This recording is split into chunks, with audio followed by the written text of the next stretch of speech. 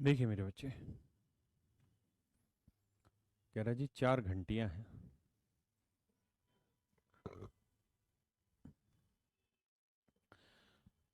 12, 15, 20 और 30 सेकंड के अंतराल पे बजती हैं। तो बताओ 6 घंटे में वो एक साथ कितनी बार बज लेंगे। देखिए मेरे बच्चे, जब भी आप लोगों की रेस हुई है तो हमेशा आपने एक चीज गौर की होगी कि रेस एक बार सबको इकट्ठा मिला के करवाई है। कि चलो भाई सारे हाथ में हाथ पकड़ के खड़े हो जाओ, मतलब बराबर खड़े हो जाओ, कोई ना छोटा कोई बड़ा, बिल्कुल बराबर खड़े हो जाओ, फिर भागने को बोला जाता है। अगर राउंड सर्कल है, मान लो गोल गोल वो है, रनिंग सर्कुलर पाथ है, गोल धारा है जिसपे आपको भागना है, और कहते भाई इसके 10 चक्कर लगाने हैं, तो पहली बार उस गोल धारे पे सबको मिलाया जाएगा, बाद में सब बीच बीच में अल्टरनेट मिलते रहेंगे, कोई पहले कोई बाद में, इस तरह से, लेकिन एक बार शुरुआत में सबको मिलाया जाता है। ऐसे ही सवाल में कह रहा है कि भैया सबको शुरुआत में यहाँ मिलाया गया। मिलाया गया मतलब घंटियां थी तो सबको एक साथ बजा दिया। तो पहली घंटी यहाँ बजी। अब पहली घंटी इसके बाद कब बजेगी? हर 12वें सेकंड में, फिर 24वें में, फिर 36वें में, फिर हर 12 सेकंड बाद 48वें में, फिर भैया 60वें में। दूसरे वाली घंटी जी कब बजेगी? तो कहेंगे जी दूसरे वाली घंटी हर 15वें सेकंड बजती है, तो 15वें में, फिर 30वें में, फिर 45वें में, फिर 60वें में। तीसरी घंटी हर 20वें सेकंड में बजती है, 40वें में, फिर 60वें सेकंड। हाँ है ना? और तीसरी घंटी हर 30वें सेकंड में बजती है, तो 30वें सेकंड बजेगी, उसके बाद 60वें सेकंड बजेगी। तो मेरे प्यारे बच्चों, अगर आप गौर से देखें इस बात को, समझें, सोचें, तो आप जानेंगे क्या कि सर 60वें सेकंड में पहली भी बज रही है, दूसरी भी बज रही है, तीसरी भी बज रही है और चौथी भी बज रही है। यानी 60वें सेकंड में मेरे बच्चों सारी घंटियां एक साथ बज रही हैं। सर एमपी पुलिस का एग्जाम आ गया, कुछ अच्छे टिप्स बताइए। चेतन भाई, पहली बात तो ये कि अगर सरकार ऐसी सिचुएशन में एग्जाम करा रही है तो बड़ी गलत है, एग्जाम आगे टलना चाहिए थोड़ा बहुत तो। बाकी मुझे भी नहीं पता कि एमपी पुलिस के एग्जाम की क्या इंपॉर्टेंस है, और किस चीज़ का पुलिस में कांस्टेबल है, सब इंस्पेक्टर है, क्या है। दूसरा ये है कि आपको कुछ अलग से, अगर कोई सब्जेक्ट ही कोई अलग से आ रखा है कि भाई एमपी की जीके पूछी जाती है, तो मैं नहीं कह सकता कि क्या कहानी है। अदरवाइज आपको घबराने की जरूरत नहीं है, जो आप पढ़ रहे हैं इससे बाहर कुछ आएगा ही नहीं, है ना? आइए, तो मेरे प्यारे बच्चों, एलसीएम आया 60। अगर एलसीएम 60 आया, अगर एलसीएम 60 आया,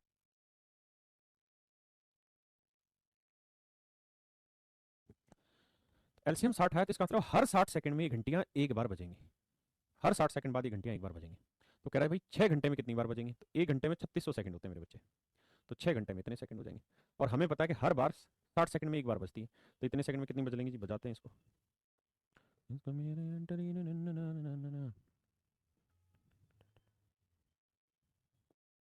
तो भैया 60 से काटोगे, 60 आएगा, 360 बार। यानी 360 बार एक साथ बजी होंगी। अब मेरे बच्चों होता क्या है कि जब टाइम नोट शुरू किया जाता है उस समय सारी घंटियां एक साथ ही बजी होती। शुरुआत का जो एक है, जो यहाँ पे, वो भी तो एक साथ बजी थी। जैसे ही कहा होगा कि चलिए स्टार्ट, तो पहली घंटी बजाई होगी सारी एक साथ। तो पहले मिनट में, यानी पहले 60 सेकंड में, एक तो 60वें सेकंड में बजी और एक शुरुआत में ही बज गई, तो वो एक शुरुआत का हर हाल में जोड़ देना, गलती मत कर देना। तो 360 में एक बार जोड़ेंगे तो 361 बार। अरे हाँ है ना, 361 बार। यानी 6 घंटे में 361 बार आपस में मिली होगी। करना क्या आपको? कुछ नहीं, जितनी भी टाइमिंग दे रखे इन सब का आपको एलसीएम लेना है, और कुछ भी नहीं। यानी इतनी देर के बाद हर बार बजेंगे। अगर इसमें आपको कोई दिक्कत है तो आप इस तरह से समझिए मेरे बच्चे कि आप सारे रनिंग कर रहे हैं, है ना? रनिंग करते हैं तो एक गोली चलाता है ढिशक्या, और फिर सारे भागते हैं। तो जैसे ही डिस्काउंट चलाना होता है उससे पहले ही एक साथ भाग जाते हैं सारे, वहीं खड़े रहते हैं, वहीं खड़े रहते हैं। जैसे ही गोली चलती है यानी पहली मिनी सेकंड में जो आवाज आती है उसमें सारे साथ होंगे, लेकिन उसके बाद फिर आगे भागना शुरू करते हैं। तो ऐसे ही जब टाइम नोट किया होगा तो सबसे पहले चलिए टाइम नोट करते हैं, पहली बार सारी घंटियां बजे, तो वहां से टाइम नोट शुरू हुआ। यानी एक बार तो पहली बार वाला हो गया, ठीक है? इसलिए घबराइएगा नहीं। ऐसा ही मेरे भैया, हम तुमको एक एग्जाम्पल दे रहे हैं। रति शंकर शुक्ला, हम तुमको एग्जाम्पल दे रहे थे भाई।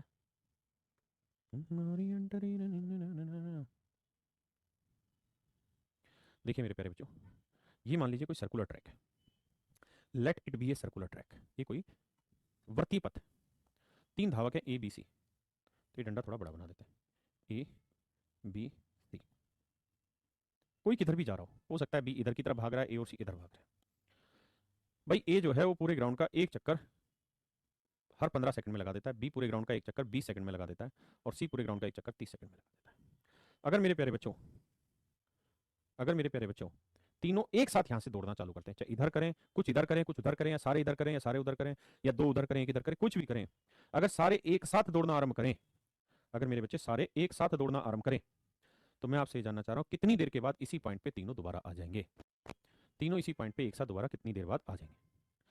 तो मेरे बच्चे आते हैं, प्रयास दौड़ाते हैं आपके।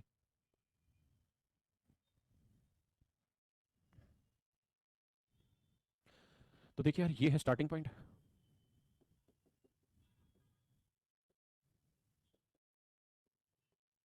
ये है स्टार्टिंग पॉइंट, तीनों शुरुआत में एक साथ मिले। अब जो मेरे बेटे ए है, वो हम जानते हैं कि हर 15वें सेकंड बाद इसी के चक्कर पे आ लेगा। यानी अगर इस समय यहाँ है तो 15 सेकंड के बाद चक्कर काट के फिर से आ लेगा, क्योंकि हर 15 सेकंड में यहाँ पहुंच जा रहा है। हाँ है ना? तो ए हर 15वें सेकंड में यहाँ पहुंचेगा, तो 30वें सेकंड में यहाँ पहुंचेगा, तो 45वें सेकंड में यहाँ पहुंचेगा, तो मेरे प्यारे बच्चों 60वें सेकंड में यहाँ पहुंचेगा। हाँ है ना? जबकि बी जो है वो हर 20वें सेकंड में पहुंचता है। अगर यहाँ 20वें सेकंड में पहुंच रहा है तो फिर 40वें में भी यही मिलेगा, फिर 60वें में भी यही मिलेगा। सी जो है वो हर 30वें सेकंड में पहुंचता है, तो 30वें सेकंड में यहाँ है, तो 60वें सेकंड में यहाँ। हाँ जी।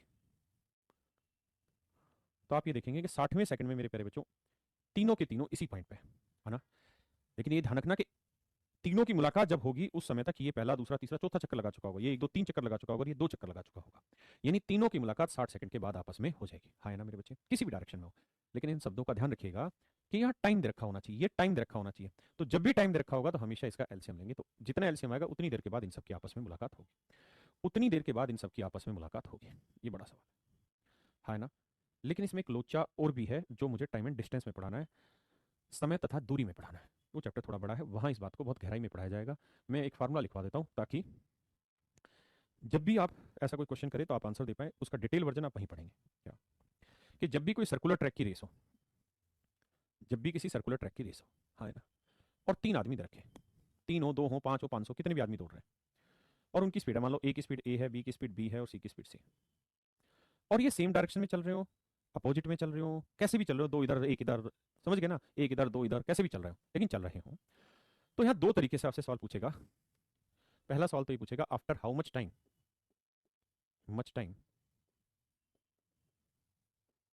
Will they meet first at their starting point, at their starting point. मेरे प्यारे बच्चों, पहला सवाल तो यही आएगा कि कितनी देर के बाद वे अपने स्टार्टिंग पॉइंट पे पहली बार कब मिलेंगे। दूसरा सवाल ये होगा, after how much time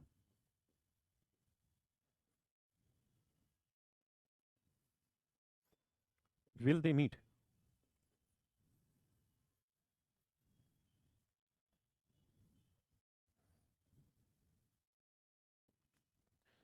first time at any point, at any point. दो अलग अलग सवाल है, दोनों में डिफरेंस बता दो। जैसे ये एक सवाल था, यहां ये था कि भाई पहली बार इसी स्टार्टिंग पॉइंट पे कितनी देर के बाद मिलेंगे, ये एक अलग सवाल है। लेकिन ये कैसे मैं जरूरी मान लूं कि पहली बार यही मिलेंगे? हो सकता है तीनों, ये इधर दौड़ रहा है, ये इधर दौड़ रहा है, ये इधर दौड़ रहा है, कहीं रास्ते में आपस में तीनों एक साथ मिल जाए। भाई ये जरूरी नहीं है ना कि तीनों स्टार्टिंग पॉइंट पे ही आके पहली बार मिलेंगे। हो सकता है पहली बार यहां कहीं तीनों एक साथ मिल जाए। अरे हाँ है ना? ऐसा कोई इन पे मंत्र थोड़ी फूक रखा है कि जहां स्टार्टिंग पॉइंट है वहीं आके मिलना है इनको, किसी भी पॉइंट पे तीनों एक साथ मिल सकते हैं। तो 2 सवाल हो सकते हैं। पहला सवाल ये पूछा जा सकता है आपसे, या ये हो सकता है कि भाई पहली बार स्टार्टिंग पॉइंट पे कब मिलेंगे, पहली बार स्टार्टिंग पॉइंट पे कब मिलेंगे। दूसरा सवाल ये हो सकता है कि पहली बार कब मिलेंगे। हो सकता है पहली बार यही मिलनी हो, लेकिन पहली बार स्टार्टिंग पॉइंट पे कब मिले। तो मेरे प्यारे बच्चों, इस तरीके से 2 सवाल पूछे जा सकते हैं। दोनों का ही कॉन्सेप्ट आपको कहां मिलेगा? आपको मिलेगा मेरे बच्चे टाइम एंड डिस्टेंस में, क्योंकि वहां रिलेटिव स्पीड पढ़ाई जाती है, वहां से आप इसका अर्थ समझ जाएंगे। फिर भी मैं फार्मूला लिखवा दे रहा हूं, ठीक है? अर्थ वहां जानिए। तो first time at starting point की बात हो रही हो, स्टार्टिंग पॉइंट की बात हो रही हो, तो डिस्टेंस जो दे रखी होगी वो, जो भी डिस्टेंस होगी सर्कुलर ट्रैक की, वो अपॉन में एचसीएफ ऑफ स्पीड, इनकी स्पीड का एचसीएफ, ए बी सी मान लीजिए इनकी स्पीड है, तो इनका एचसीएफ और आगे जो भी हो। लेकिन अगर कह दे कि पहली बार किसी भी पॉइंट पे मिलो, जरूरी नहीं starting point, at any point, तो मेरे बच्चे उसका सूत्र होगा डिस्टेंस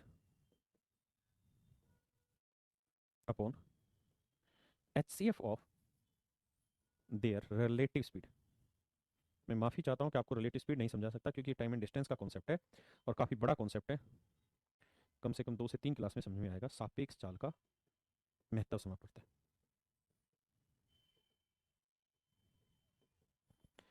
ये है जिनके फार्मूले, ठीक है जी।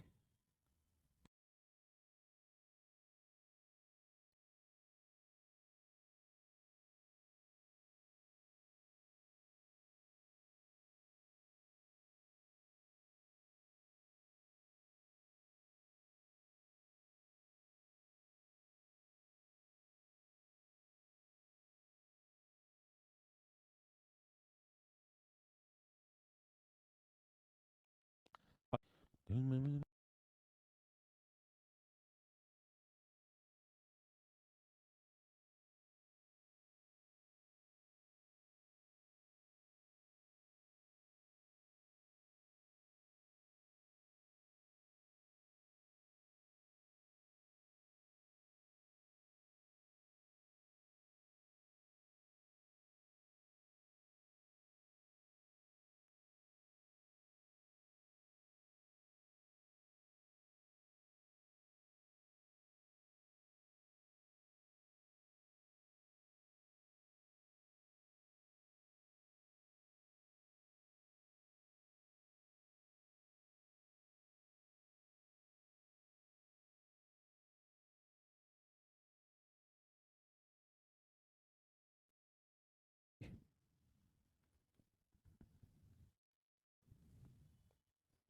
देखिए जी, सवाल में कह रहा है कि एक सर्कुलर ट्रैक है। ठीक है जी, ये सर्कुलर ट्रैक है। 3 धावक दौड़ रहे हैं। एक ही समय एक निश्चित जगह से एक साथ दौड़ना आरंभ करते हैं, तो वे दोबारा कितने समय बाद अपने आरंभिक स्थान पर मिलेंगे?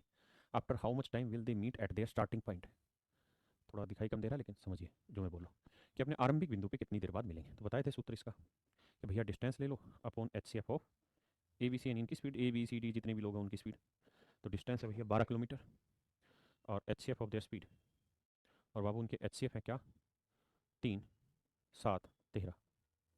तो 12, 3, 7, 13 का एच सी एफ क्या है जी? 1। तो यानी 12 घंटे में तीनों आपस में अपने स्टार्टिंग पॉइंट पे मिलेंगे। ए ऑप्शन है। This is your answer my dear student.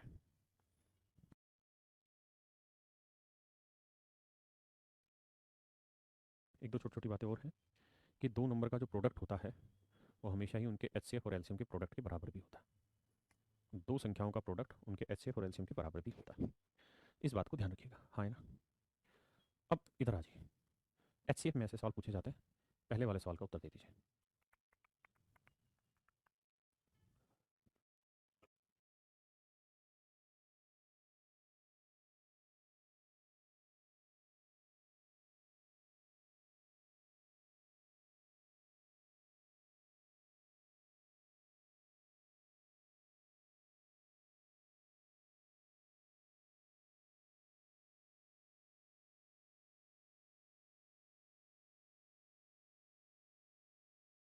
मेरे प्यारे बच्चों, ये एच सी एफ एलसीएम का सवाल है, लेकिन ये है बाइनोमियल थ्योरम से।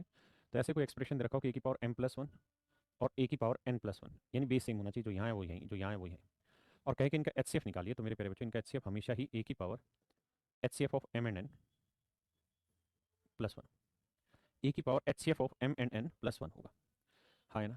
जैसे मैं आपसे सवाल पूछता कि भाई 2 की पावर 33 और 2 की पावर 21 जमा 1 का एच सी एफ बताइए। 2 की पावर 33 जमा 1 और 2 की पावर 21 जमा 1, इसका एच सी एफ बताइए। तो आंसर होगा 2 की power H C F of 33 and 21 plus one. तो 2 की पावर 33 और 21 में कॉमन वैल्यू क्या, एच सी एफ क्या आएगा? तो आप कहेंगे 3, 3, 11, 33, 3, 7, 21, 3। तो 2 की पावर 3 जमा 1, दैट इज योर आंसर। 2 की पावर 3 जमा 1 आपका आंसर होगा। अगर कुछ कॉमन नहीं आता तो 2 की पावर 1 हो जाता। जैसे सेकंड है, तो सेकंड में 33 और 41 में कुछ कॉमन है नहीं, तो इसका एच सी एफ हो जाएगा 2 की power H C F of 33 and 41 plus one, हाँ है ना। तीसरी बात है 5 की पावर 57, 5 की पावर 133। तो 57 और 133 में जो एच सी एफ है वो 5 की पावर कर दीजिए। अब आते हैं चौथे सवाल पे। 3 की पावर 3 की पावर 331, 3 की पावर 3 की पावर 334 जमा 1। बड़ा सवाल है। 3 की पावर 3 की पावर 333, 3 की पावर 334 प्लस वन है, प्लस वन। अब मेरे प्यारे बच्चे, मुझे आपको इसका एच सी एफ निकाल के बताना है क्या होगा। तो एच सी एफ निकालना है, तो एच सी एफ का आंसर होगा क्या? 3 की power H C F of 3 की पावर 333 एंड 3 की पावर 334 प्लस वन। पहले इतनी बात समझिए, फिर आगे चर्चा करेंगे। देखिए, जो बता रहे थे वही चीज़ है, कुछ हो रहा है।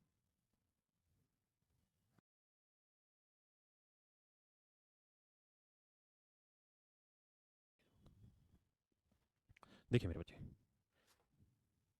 अब 3 की पावर 333 और 3 की पावर 334, हमें इसका एच सी एफ निकालना, क्योंकि जब तक इनका एच सी एफ नहीं निकलेगा बाबू, तब तक सवाल नहीं होगा। तो भाई ये बताओ, एच सी एफ का मतलब क्या होता है? जिन दोनों में कॉमन हो, इन दोनों में कॉमन क्या है, 3 की पावर 333 यार, इसमें क्या बुराई है। 3 की पावर 333 इसे भाग दे देगी और इसे भाग दे देगी। आपने कैसे, तो देखो यार, इसे 3 की पावर 333 गुना 3 की पावर 1 लिख देंगे, क्या बुराई है इसमें ऐसा करने में। तो ये देखो बेस सेम है तो पावर ऐड हो जाएंगे, 334 बन जाएगा, और ये नंबर 3 की पावर 333 से डिवाइड नहीं हो जाएगा, ये कट जाएगा इससे। अरे हाँ है ना। इसका मतलब ये हुआ कि इन दोनों का जो एचसीएफ निकल के आएगा, इन दोनों का जो एचसीएफ निकल के आएगा वो कुछ और नहीं, ये होगा कि 3 की पावर 333, इन दोनों का एचसीएफ +1, ये मेरे पहले जवाब का आंसर, ये आपका सही उत्तर होगा। ठीक, करिए।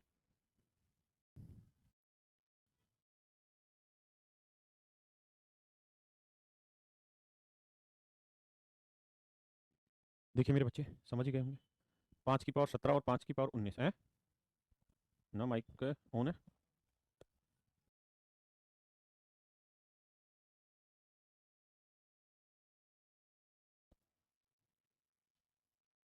देखिए मेरे बच्चे, 5 की पावर 17 और 5 की पावर 19, तो 5 की पावर 17 5 की पावर 19 का एचसीएफ क्या आएगा, 5 की पावर 17, तो आंसर आएगा 2 की पावर 5 की पावर 17 जमा 1, ये आपका आंसर हो जाएगा। तो मेरे प्यारे बच्चों, आपका एचसीएफ एलसीएम पूरी तरह खत्म हुआ। तो आज के लिए इतना ही रखते हैं, कल नए चैप्टर के साथ शुरुआत करेंगे और आप सबसे दोबारा मिलते हैं।